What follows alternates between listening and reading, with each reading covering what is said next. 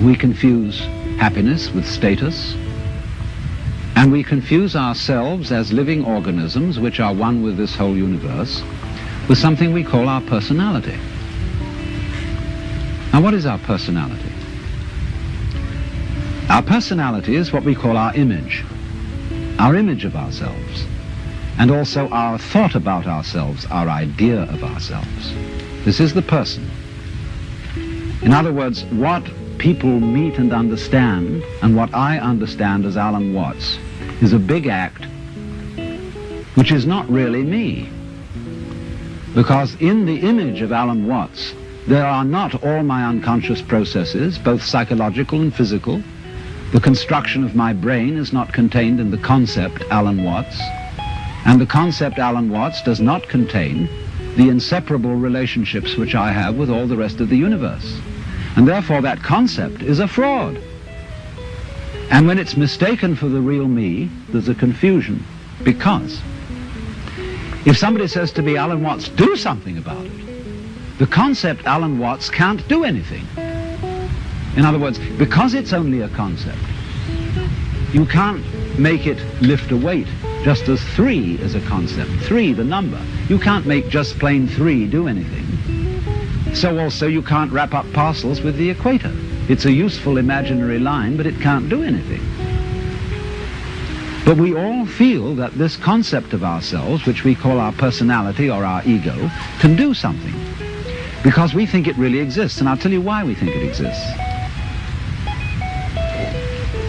What happens when if I were to say to you, now look hard at the television screen, really look at it.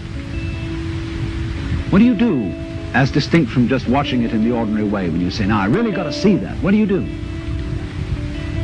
Notice that you tighten muscles all around here, that you frown a little, you clench your teeth perhaps.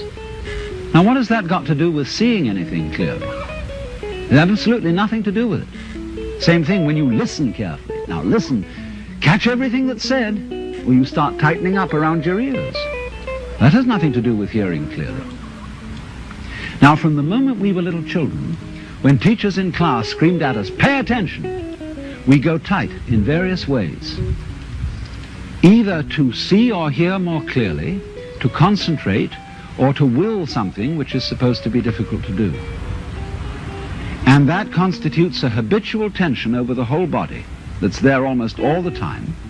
And that feeling of unnecessary tension is, as it were, the material sensation upon which we fasten this concept of I.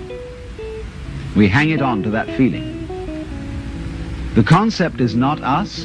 The feeling of tension is completely phony. It has nothing to do with success in seeing, hearing, or acting.